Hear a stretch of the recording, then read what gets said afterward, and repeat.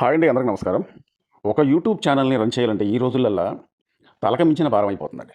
ఎందుకు ఈ మాట అంటున్నానంటే, ఒక యూట్యూబ్ ఛానల్ రన్ చేయాలంటే పెళ్ళం పిల్లలకు కూడా కొద్దిగా దూరంగా ఉండి, దాన్ని ఎడిటింగ్ చేస్తూ ఏదైతే మనం ఒక వీడియో చేద్దాం అనుకుంటామో, దాని గురించి ముందల ప్రిపేర్ అవ్వాల. ఏ యూట్యూబర్ అయినా గాని.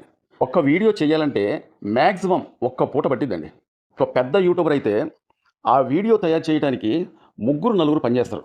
ఎందుకంటే మనం ఒక దాని గురించి మాట్లాడాలంటే ముందాల ఆ వ్యక్తి దాని గురించి తెలుసుకోవాలి. అతనికి ఒక సెపరేట్ గది ఉండాలి. లైటింగ్ మొత్తం సెట్ చేసుకోవాలి. కెమెరా ముందుకొచ్చి మాట్లాడాలి.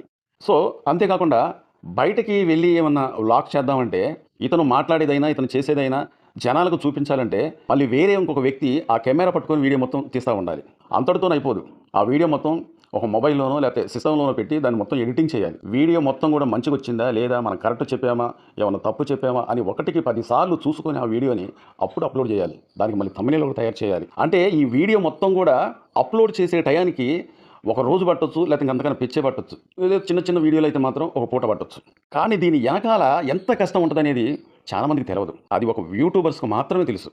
నేనెందుకని ఇయన్నీ చెప్తున్నానంటే, ఈ మధ్యలో జరిగిన ఒక విషయం అనేది మీకందరికీ తెలిసే ఉంటది. టెక్కిన్ ప్రసాద్, సాయి కృష్ణ.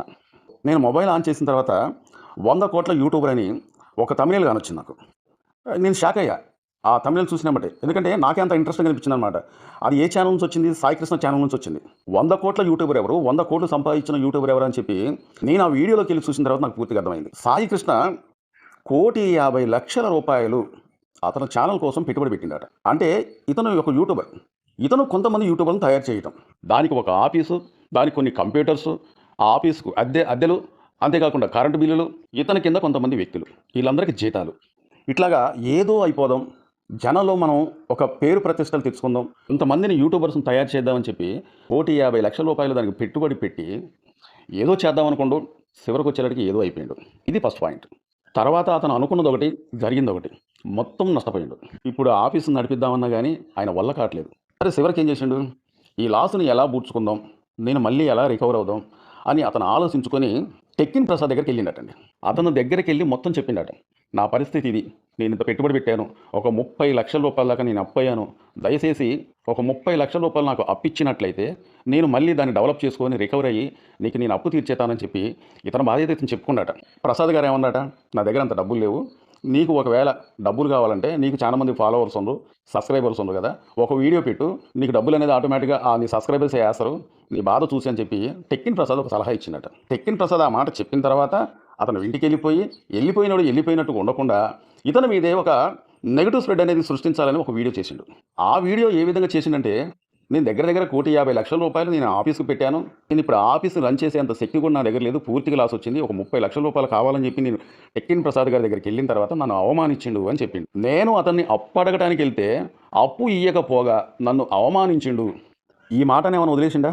రూ. 100,00,00,000 సంపాదించిన ఒక పెద్ద యూట్యూబర్ అయ్యుండి, నేను డబ్బులు అడగటానికెళ్తే నాకు ఆ రూ. 30,00,000 ఇయ్యకపోగా నన్ను అవమానించిండు. ఇది కరెక్టేనా? నేను అడిగినప్పుడు ఇస్తే నాకు ఇబ్బందులు కూడా తొలగిపోతాయి గదా! తర్వాత నేను ఆ డబ్బులు ఇచ్చేస్తా గదా! నాకు ఇయ్యొచ్చు గదా! అన్నట్టుగా మరి అతను ఏ విధంగా ఆలోచించిండో నాకైతే అర్థం కావట్లే. సాయి కృష్ణ గారికి నేను సూటిగా ఒక ప్రశ్న అడుగుతున్నా.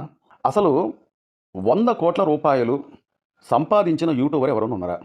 ఒకవేళ రూ. 100,00,00,000 సంపాదించినట్లయితే మీ దగ్గర ఆ ప్రూఫ్స్ ఏమన్నా ఉన్నాయా? మీరు చేసిన తప్పుకి అతన్ని ఎందుకు దిగజారుద్దామని చెప్పి చూస్తున్నారు? అతను ఇస్తే దేవుడు. లేకపోతే మాత్రం మంచోడు కాదు. అసలు మీకు డబ్బులు ఇయ్యాల్సిన అవసరం అతనికి ఏంటి? ఇది నేననే మాట కాదు. ఆ వీడియో చేసిన తర్వాత సాయికృష్ణ గారు, అతను వీడియో కామెంట్‌లోకెళ్ళి చూసిన తర్వాత మొత్తం చూసే జనాలు కూడా అదే మాట అంటున్నారు. నాకు తెలియక అడుగుతున్నా, ఈ రోజుల్లో సొంత బంధువులు కూడా రూపాయి ఇచ్చే పరిస్థితి లేదు. ఎందుకంటే ఆ రూపాయి అనేది ఇస్తే మళ్ళీ తిరిగొస్తాయో, తిరిగి రావో అనేది నమ్మకం కూడా లేదు. సరే దీని గురించి తర్వాత మాట్లాడతా.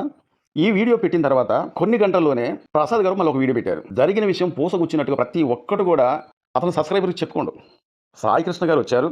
వచ్చిన తర్వాత నేను ఇలా లాస్ పోయానని చెప్పి నన్ను ఇంత డబ్బులు అడిగిండు. నా దగ్గర డబ్బులు లేవు. నా పరిస్థితి బాగలేదు. నా దగ్గర ఒక 5 సంవత్సరాల పాటు ఒక వ్యక్తి పనిచేసిండు. నాకు తెలియకుండానే రూ. 4,00,00,000 అతను స్కామ్ చేసిండు. అప్పు చేయకుండానే ఇప్పుడు నేను రూ. 4,00,00,000 అప్పయ్యాను. ఆ పరిస్థితి బాగలేదు కాబట్టే ఇప్పుడు నేను రూపాయి బిల్ల కూడా నేను ఇవ్వలేను అని అతను ఈ వీడియోలో చెప్పిండు. ఎప్పుడైతే సాయి కృష్ణ గారు ఆ వీడియో చేసిండో, ఆ వీడియో చూసిన తర్వాత టెక్కిన్ ప్రసాద్ షాక్ అయిండట. అరే! నేను డబ్బులు నా దగ్గరకు వచ్చిన మాట వాస్తవమే. నన్ను డబ్బులు అడిగిన మాట వాస్తవమే. నాకు తెలియకుండానే నా దగ్గర పనిచేసే వ్యక్తి రూ. 4,00,00,000 నాకు స్కామ్ చేసిండు. రూ. 2,00,00,000 నా ప్రాపర్టీ అమ్మి ఇంకా నేను 2 కోట్ల రూపాయలు బాకీ అయ్యా. నా అప్పు తీర్చుకోవడానికి ఇంకా కొన్ని సంవత్సరాలు టైం పట్టింది. అంతేకాకుండా నా దగ్గర పనిచేసే కొంతమంది బ్యాక్ టీమ్ ఉంటారు. వాళ్ళకు కూడా జీతాలు ఇవ్వాలి. నా పరిస్థితి బాగలేదని నేను చెప్తే అర్థం చేసుకుంటాడేమో అని చెప్పి నేను చెప్తే నా గురించే చెడ్డగా మాట్లాడుతూ ఒక వీడియో చేసి పెట్టాల్సిన అవసరం ఏంటి? టెక్కిన్ ప్రసాద్ వీడియోలోకి వెళ్ళి చూసినట. చాలామంది కామెంట్ చేశారట. ఎరా 30 లక్షల రూపాయలు అతను 30 లక్షల రూపాయలు అడిగిండు కదా, 1,50,00,000 రూపాయలు పెట్టుబడి పెట్టిండు కదా, ఆ 30 లక్షల రూపాయలు అనేది నువ్వు ఇచ్చేసినట్లయితే 100 కోట్ల రూపాయలు సంపాదించుకున్న వాడివి 30 లక్షల రూపాయలు ఇవ్వడం నీకు పెద్ద లెక్కేం కాదు కదా, నువ్వు ఇంత పిసినారివా అని నానా మాటలు మాట్లాడుతూ బూతులు మాట్లాడుతూ అతని కొడుకును కూడా శాపనార్థాలు పెట్టినట్టు మాట్లాడారట. టెక్కిన్ ప్రసాద్ నాకు తెలిసినంత వరకు అతని కళ్ళలో నేను ఎప్పుడు చూడలే. ఎందుకంటే అతను కింద నుంచి పైకి వచ్చినాడు, చాలా కష్టపడ్డాడు. రోజుకు ఒక వీడియో పెట్టాలంటే మామూలు విషయం కాదు. దానికి ఎంత కష్టం ఉంటుంది అనేది ఒక యూట్యూబర్గా నాకు తెలుసు. ఒక రోజంతా ఆ వీడియోకి కేటాయించాల్సిందే. ఇది ఎంతవరకు కరెక్ట్ అనేది ఒకసారి సాయికృష్ణ గారు ఆలోచించుకోవాలి. అసలు మీరు 1,50,00,000 రూపాయలు ఎందుకు పెట్టుబడి పెట్టాలి? అంతేకాకుండా గతంలో ఇదే సాయికృష్ణ గారు కొద్దిగా అప్పులు పాలైనప్పుడు ఇదే టెక్కిన్ ప్రసాద్ గారు చాలా వరకు రికవర్ చేశారు. దగ్గర అతను 2,60,000 రూపాయలు అతను ఇతనికి ఇచ్చిండట. అతను ప్రూఫ్స్తో సహా చూపెట్టిండు. సాయికృష్ణ గారికి నా సూటి ప్రశ్న, టెక్కిన్ ప్రసాద్ అసలు మీకు డబ్బులు ఎందుకు ఇవ్వాలి? ఇంతకు ముందు 2,60,000 రూపాయలు ఇచ్చిండు, మళ్ళీ మీరు తిరిగి ఇచ్చారా? 4 కోట్ల రూపాయలు ఒక వ్యక్తి వల్ల అతను దగ్గర పనిచేసే వ్యక్తిని అతను పేరే ఇంతవరకు చెప్పలేదు. ఎందుకంటే టెక్కిన్ ప్రసాద్ దగ్గర ఆ ప్రూఫ్స్ అనేది లేకపోతే అతనే ఈ స్కామ్ చేసిండని చెప్పిండే కానీ అతను పేరు చెప్పలే. పేరు చెప్పినట్లయితే రేపొద్దుటీలు అతను బయట తిరగడం చాలా కష్టం. ప్రసాద్ గారి సబ్స్క్రైబర్స్ ఏమన్నా ఇబ్బంది చేస్తారన్న ఉద్దేశంతోనే అతను పేరు కూడా చెప్పలే. నీకు అప్పు ఇవ్వలేదన్న ఉద్దేశంతో ఏకంగా వీడియో చేసి పెట్టేశావు. నువ్వు వీడియో చేసి పెట్టిన తర్వాతే టెక్కిన్ ప్రసాద్ వీడియో చేసి పెట్టిండు. ఈ రోజుల్లో మనకి 1,00,000 2 లక్షల రూపాయలు కావాలంటేనే బ్యాంకులో ఏదైనా మన ప్రాపర్టీ అనేది తాకడ పెడితేనే డబ్బులు ఇస్తున్నారు. అది అన్ని ప్రూఫ్స్ ఉంటేనే. సాయికృష్ణ గారు అంటే నాకు అభిమానమే. అతను కూడా కింద నుంచి పైకి వచ్చిన వ్యక్తి. అతని ద్వారా చాలామంది యూట్యూబర్ని తయారు చేసిన వ్యక్తి. కానీ ఇక్కడ నాకు నచ్చనిది ఏంటంటే మన స్థాయి అంతా 1,50,00,000 రూపాయలు పెడితే రేపొద్దుటీలో ఏదన్నా ఇబ్బంది అయితే మళ్ళీ మనం తిప్పుకోగలమా? ఈ అప్పులలో మొత్తం ఇంటికొచ్చి ఏదన్నా గొడవలు చేస్తే మన పరువు పోయిద్దేమో అని ఒక్క క్షణం మీరు ఆలోచించినట్టయితే ఇంతవరకు వచ్చేది కాదు. ఆశకు పోతే దురాశ దుఃఖానికి చేటు. మనమేంటి, మన స్థాయి ఏంటి, మనం అంత పెట్టుబడి పెట్టుకుంటే రికవర్ అవుతామా లేదా అనేది కూడా ఒకసారి ఆలోచించుకోవాలి. నాకు నచ్చని విషయం ఏంటంటే ఒక యూట్యూబరు ఎదిగేటప్పుడు వాడిని కిందకు లాగుతూ ఉంటారు వేరే యూట్యూబర్స్. మనతోటి యూట్యూబర్ ఎదగనివ్వండి, ఎదిగే వాడిని పట్టుకొని కిందకు లాగడం ఎందుకు? అతని పతనం కోరుకోవడం ఎందుకు? నేను ఒక సాయికృష్ణ గురించి మాట్లాడలే. ఇలా చాలామంది ఉన్నారు. ప్రపంచ యాత్రికుడని మంచి పేరుంది. నాన్ వెజ్కి ఎవడన్నా ఎదుగుతూ ఉంటే మాత్రం చూడలేడు. ఆయన ఒక్కడే ఎదగాలి, ఆయన ఒక్కడే సంపాదించుకోవాలి, ఆయనకొక్కడికే సబ్స్క్రైబర్స్ రావాలి, ఆయనకొక్కడే ఫాలోవర్స్ రావాలి. ఎవడికి టాలెంట్ ఉంటే వాడు ఎదుగుతాడు. ఎవరికైతే టాలెంట్ లేదో, అంటే టాలెంట్ ఉన్నా కానీ కొంతమంది వాళ్ళు చేసే కొన్ని తప్పిదాల వల్ల డౌన్ అయిపోతారు. మనం ఎదగాలి. అలాగే ప్రతి ఒక్కరు కూడా కష్టపడుతున్నారు, వాళ్ళు కూడా ఎదగాలని చెప్పి కోరుకోండి. ఒకడి మీద వీర్చేందుకు? ప్రపంచ యాత్రికుడైన మంచి పేరుంది. చాలామంది యూట్యూబ్ను టార్గెట్ చేసిన ఆయన బెట్టింగ్ యాప్స్ గురించి ఒక వీడియో 2 వీడియోలు చేయండి.